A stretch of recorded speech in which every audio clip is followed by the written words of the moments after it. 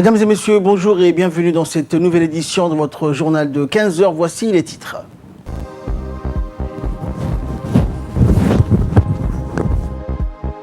C'était donc le 43e anniversaire des forces armées djiboutiennes ce matin qui a été célébré en grande pompe en présence du ministre de la Défense. Et en Europe, réouverture des frontières, une tentative d'harmonisation a été entamée. Bonjour à tous.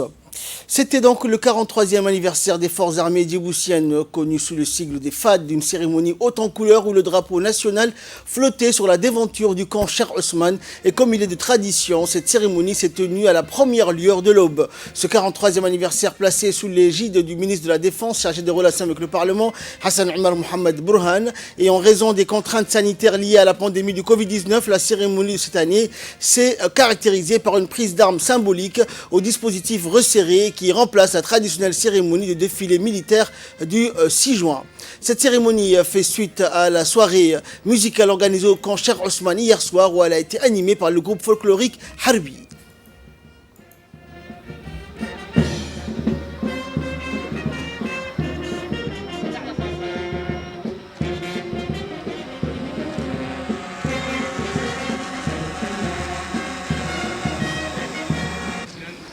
Colonel Daïr Hassan Abedi, commandant des troupes, mes devoirs, mon général.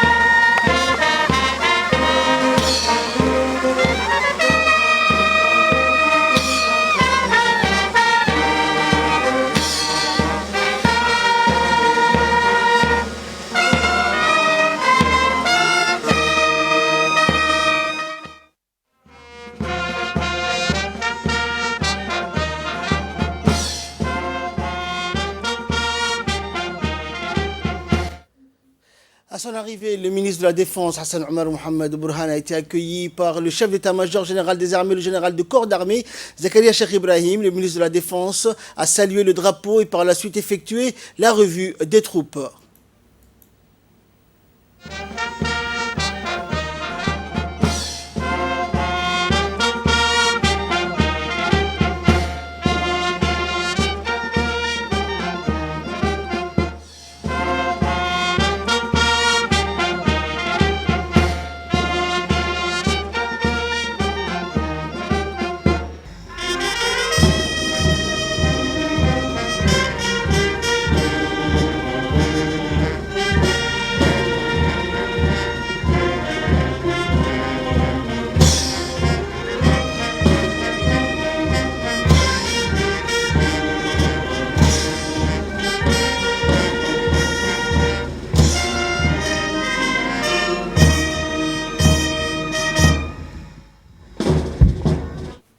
Cet événement riche en émotions a retenti avec des ressources de résonance patriotique, rappelant ainsi à chaque citoyen le sens du devoir, de l'honneur, du sacrifice à toute épreuve, dans toutes les circonstances du soldat, ce soldat qui fait la fierté de son pays, contribuant ainsi à sa grandeur. Pas moins de 10 corps issus des forces de défense et de sécurité ont participé à cette ferveur nationale. Notons aussi la participation du commandant de la garde républicaine, le commandant des gardes-côtes, le directeur général de la police nationale, le chef d'état-major de la gendarmerie nationale. Et côté FAD ont participé les grands responsables en raison de la lutte de la pandémie du Covid-19 qui sévit le monde entier. Et cette cérémonie a été placée sous leurs ordres du colonel Daïr Hassan Abedi, chef de corps du régiment blindé.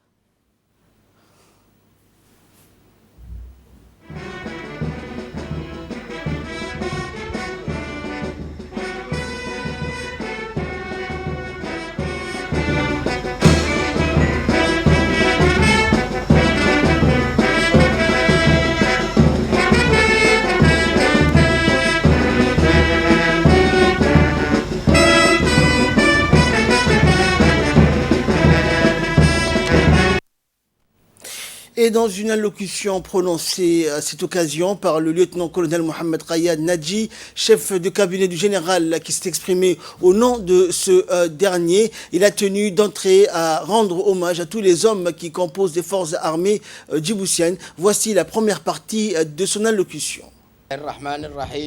Ordre du jour du chef d'état-major général des armées à l'occasion du 43e anniversaire de la création de l'armée djiboutienne. Officiers, sous-officiers et militaires du rang, marins, aviateurs et personnel civil des armées.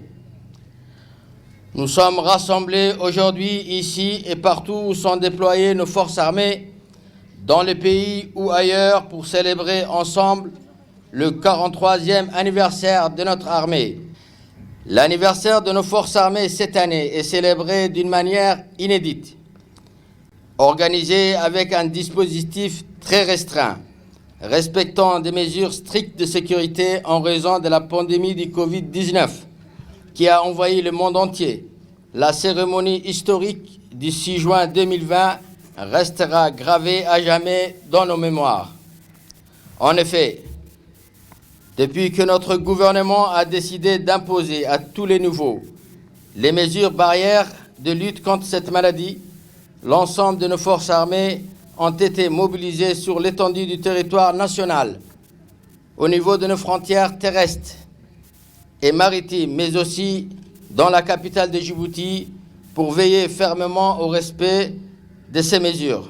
À cela s'ajoutent les contraintes liées au confinement au sein de nos casernes, les dommages causés par les pluies déluviennes du mois d'avril et les conditions de travail durant le mois béni du Ramadan.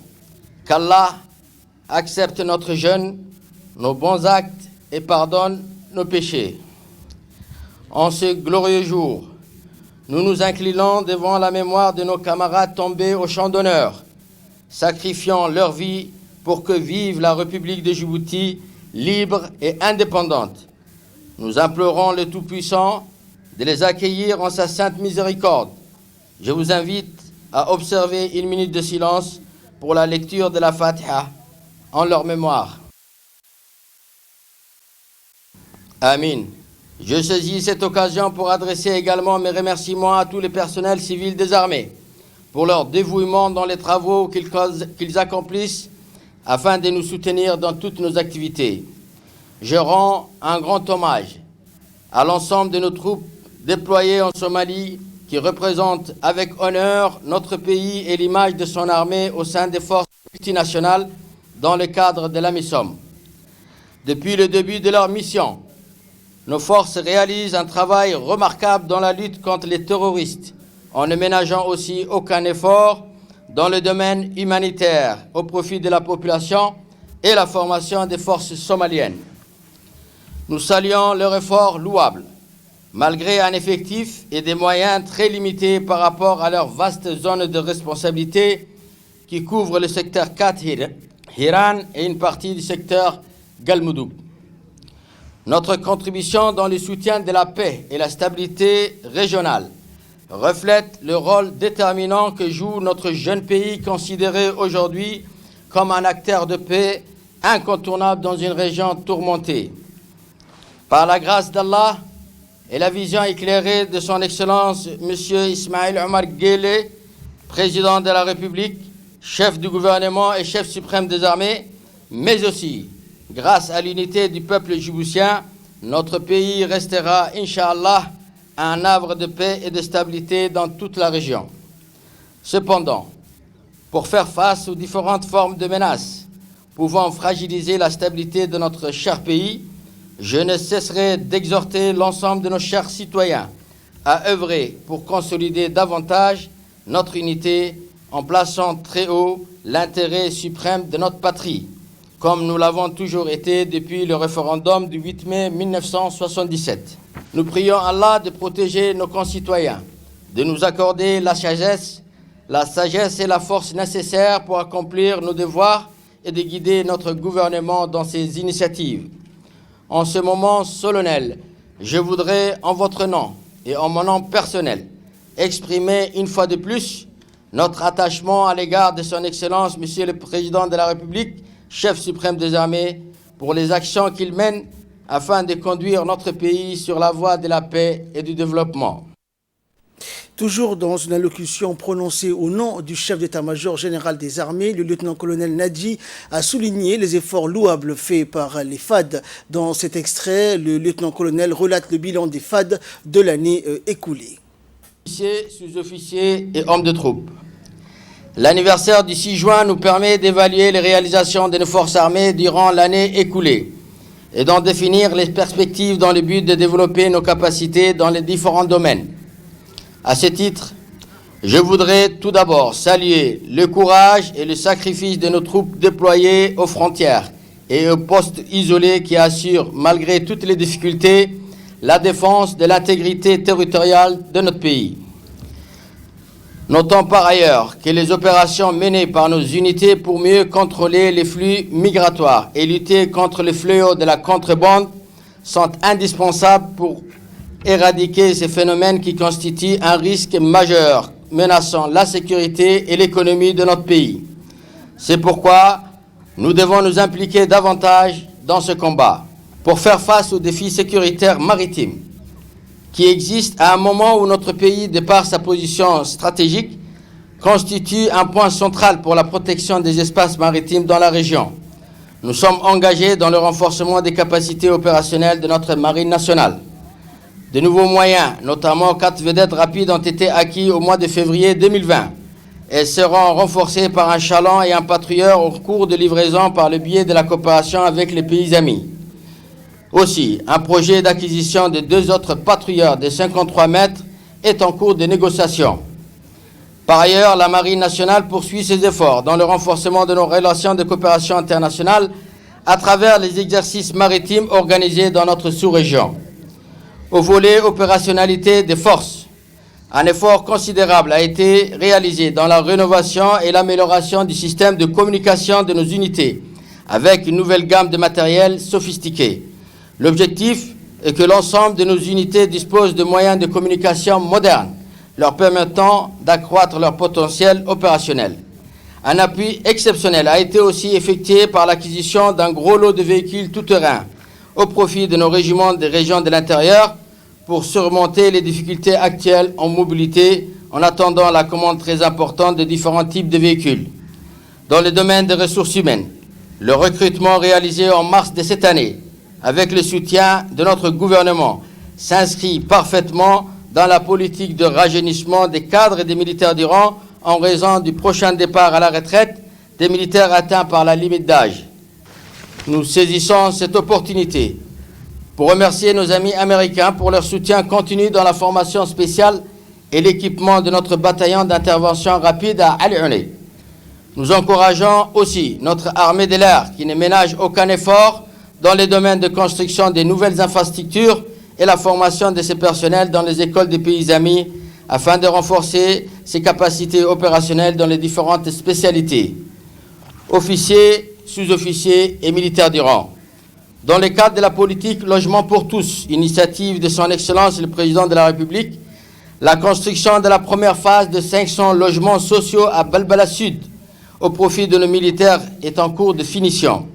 Elle sera suivie par une deuxième phase de 700 logements. Le projet de réhabilitation des casernes militaires des régions en vue d'améliorer les conditions de travail et de vie de nos militaires a été lancé dans les régiments du Nord, où d'importants chantiers seront entrepris. En outre, nous encourageons le service génie-bâtiment pour les travaux de construction qu'il conduit, notamment le bâtiment R+1 destiné au PFA et la zone technique composée de 2 hangars pour le stockage et l'entretien des véhicules du bataillon d'intervention rapide à Al-Ounay. Nous saluons hautement le dévouement et les mesures immédiates prises par les responsables du service de santé des armées pour soutenir nos concitoyens face à la pandémie du Covid-19 dans le cadre de nos relations de coopération internationale. Nous maintenons nos activités afin de consolider et d'élargir nos liens avec les pays amis pour combattre ensemble les enjeux majeurs à la sécurité internationale. À ce titre, nous avons procédé au cours de l'année écoulée à une réorganisation de la direction des relations internationales en y intégrant le département arabe ainsi que la direction de l'instruction et avons procédé à sa délocalisation pour améliorer les conditions de travail de ce département et préserver l'image de nos forces armées. Dans ce même contexte, de nouveaux postes d'attachés de défense près nos ambassades à l'étranger ont été créés sur instruction du président de la République, chef suprême des armées. En cette période agitée, nous devons nous opposer aux tentatives visant à influencer l'opinion publique par le biais des réseaux sociaux qui sont malheureusement utilisés ces derniers temps pour servir de support à de la propagande haineuse pour diviser notre peuple brave. Or, l'échec de certains pays en situation de crise aujourd'hui nous montre que la division détruit l'intérêt des nations et le chemin vers la reconstruction est à chaque fois difficile.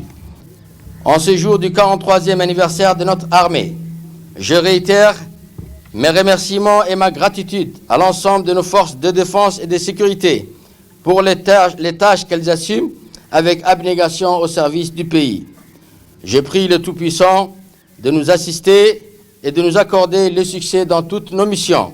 À vous tous, j'exprime ma reconnaissance et vous renouvelle ma confiance. Inkitino, Midnimo, Al-Wahda, unité, vive le peuple djiboutien et vive la République de Djibouti, signé le général de corps d'armée Zakaria Cheikh Ibrahim. Et après l'allocution du SEMGA, le ministre de la Défense, Hassan Omar, accompagné du général Zakaria ainsi que du haut commandement militaire de l'armée, s'est recueilli sur la tombe du père de la nation, feu Al-Hajj Hassan Gouled, implorant le Très-Haut d'avoir se regretté en sa sainte miséricorde. Après la Fatiha, le ministre de la Défense, Hassan Omar, accompagné du SEMGA, s'est aussitôt dirigé vers la stèle du monument des martyrs pour le dépôt de gerbes avec une dua, un acte solennel qui vise à entretenir la mémoire collective et à rendre un hommage mérité aux défunts, à ceux qui sont morts pour la patrie.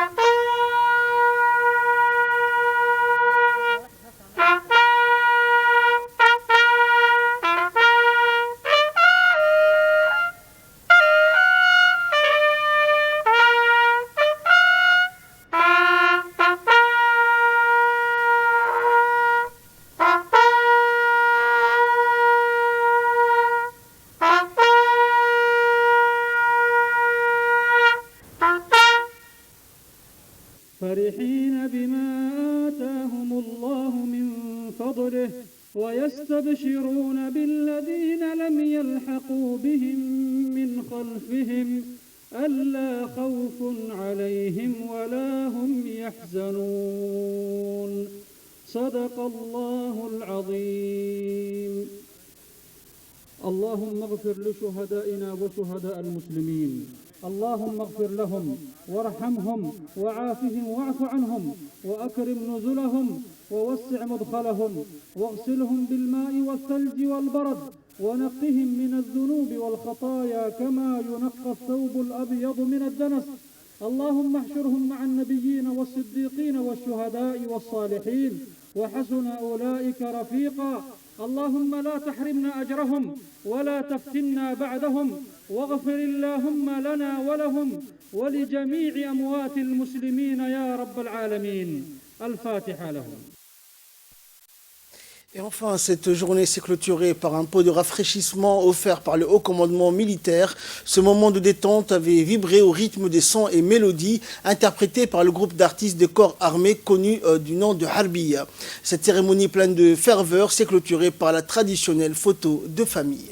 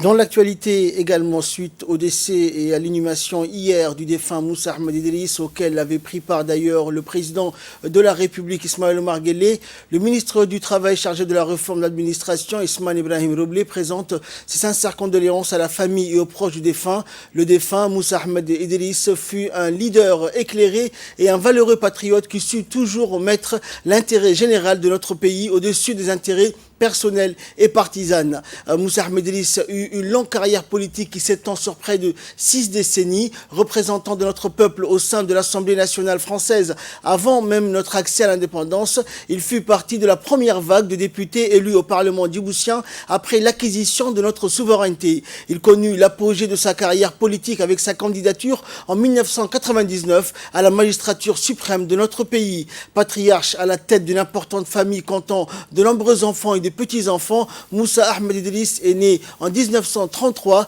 Puisse Dieu l'accueillir en son paradis éternel. Inna lillahi wa inna ilayhi raji'un.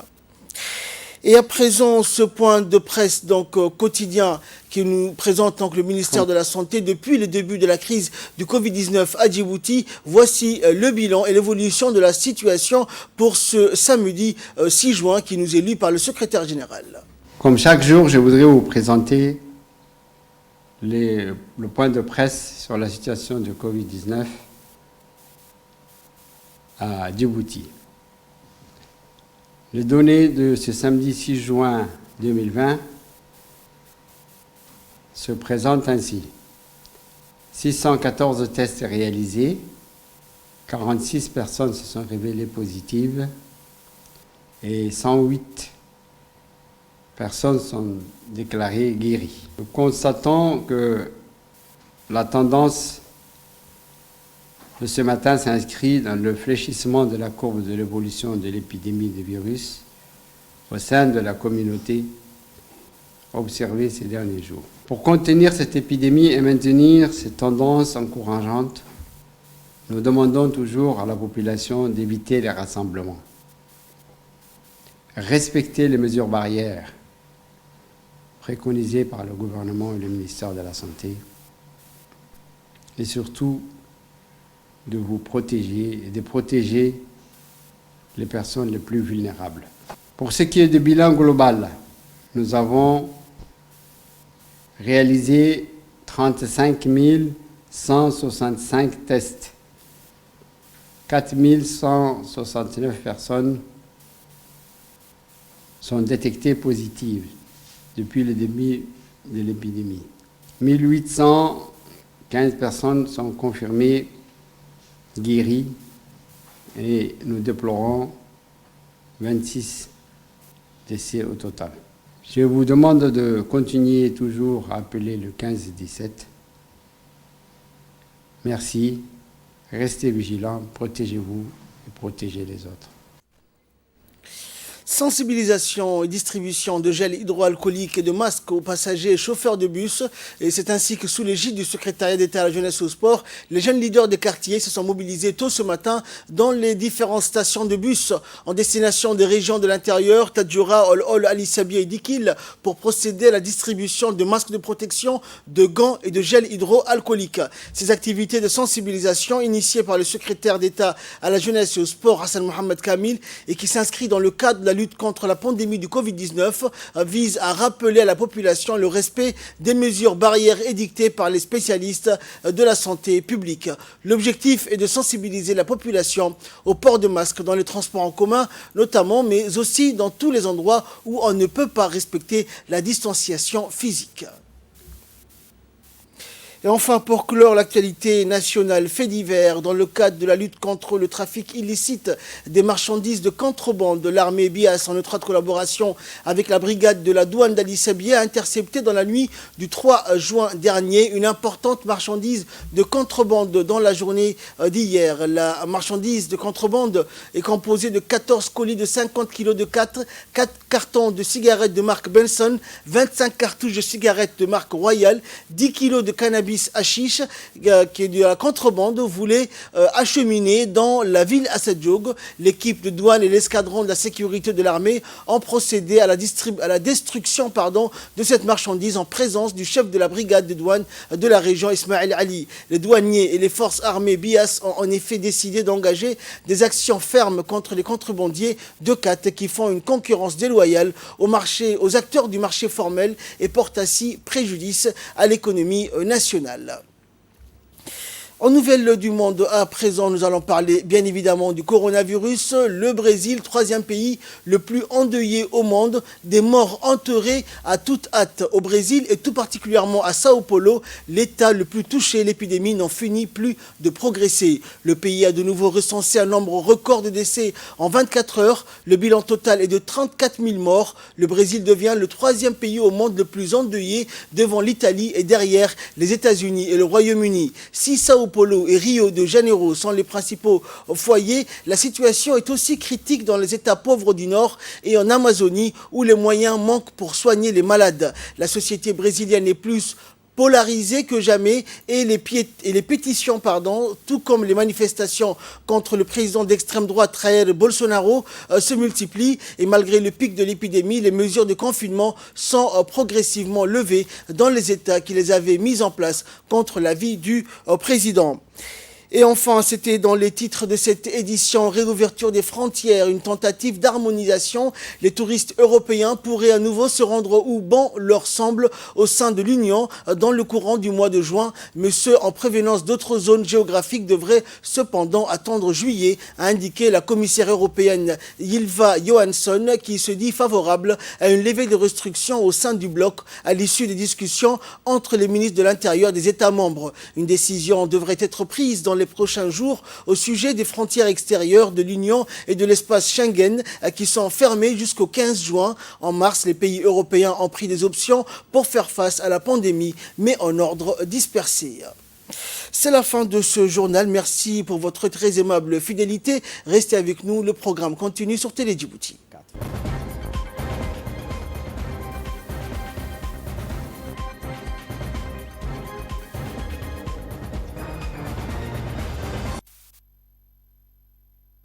إن الصلاة كانت على المؤمنين كتابا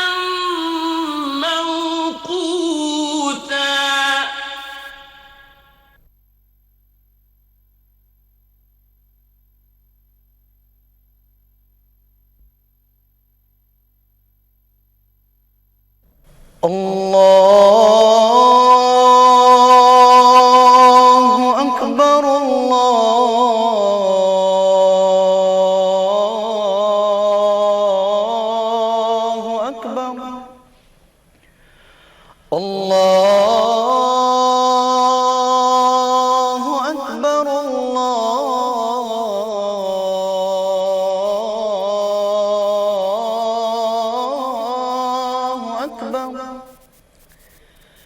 أشهد أن لا إله إلا الله